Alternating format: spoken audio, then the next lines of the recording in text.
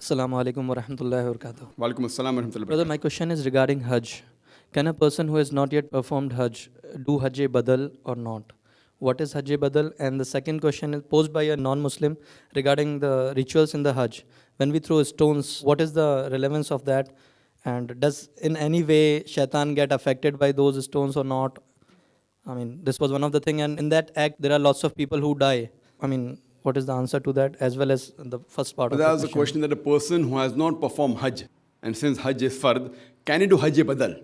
First question. The second question is that when we stone the Jamaraat, does the devil get hurt and don't people get killed? So what's the reason? As far as the first question is concerned, that can a person who has not done Hajj do Hajj Badal? No, he cannot do. Hajj Badal means doing Hajj on behalf of somebody else. Maybe the person is alive, he may be sick, he physically cannot perform all the rituals of Hajj. So surely he can say that here I'm giving you money. Just because I'm physically not fit, I'm asking somebody else to go. As far as the second part of the question is concerned, that when we stone the Jamaraat, does the devil get hurt? See, here we have to realize that when we stone the Jamaraat, it is not that physically we are causing a damage to the Satan. It is symbolic. That means we are against the devil.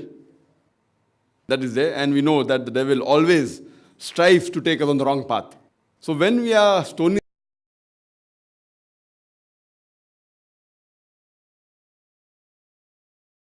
an avowed enemy to us.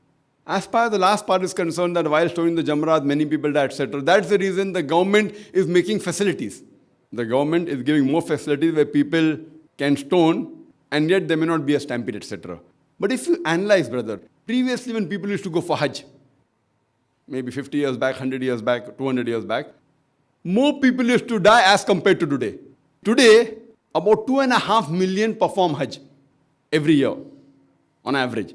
2.5 million people perform Hajj every year. Previously, it was less than 1 million.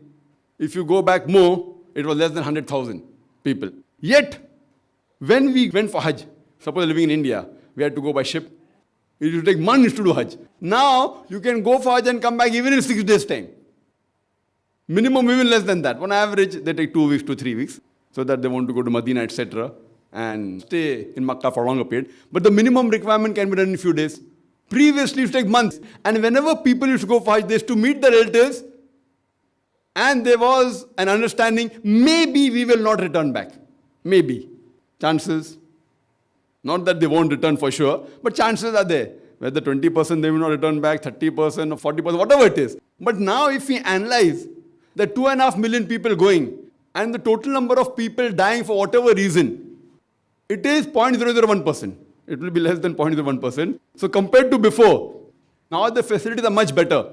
As far as the toilets are there, mashallah, it is very hygienic compared to before. But now, we don't want even a single person to die.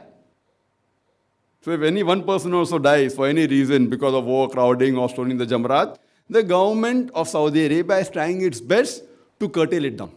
And when non-Muslim experts, when they hear about the facility that the government is giving, they say it is impossible. Logically and scientifically, it's impossible that 2.5 million people are gathering together in Arafat, Mina, and performing the rituals without hundreds of thousands of people dying. They say it's impossible. Yet, alhamdulillah, we see that every year the Hajj is being performed. There have been occasions where there was some fire took place and few hundred people expired. There was a tunnel that caved in. But yet, if we see the percentage, it is very negligible. So even in Jamaraat, now the government has made a flyover and have extended the Jamaraat so that you can stone from the ground floor as well as first level. Now a second level has come and more will keep on coming. So they're trying the level best and see to it that people come and do what is required in the religion without being hurt. And when people go for Hajj, there they see millions of people gathering together, people dressed up in 2 pieces of unsewn cloth, preferably white. There we see the real brotherhood. People from America, Canada, UK, Singapore, Malaysia, India, Pakistan, UAE, Gulf countries, they dressed up in 2 pieces of unsewn white cloth preferably. You cannot identify the person standing next to you is a king or a pauper, whether rich or poor, all look similar. So here we get the universal brotherhood and practically demonstrate. So we perform Hajj because it's one of the pillars of Islam. It's a further commandment of Allah and His Rasul. Hope that answers the question.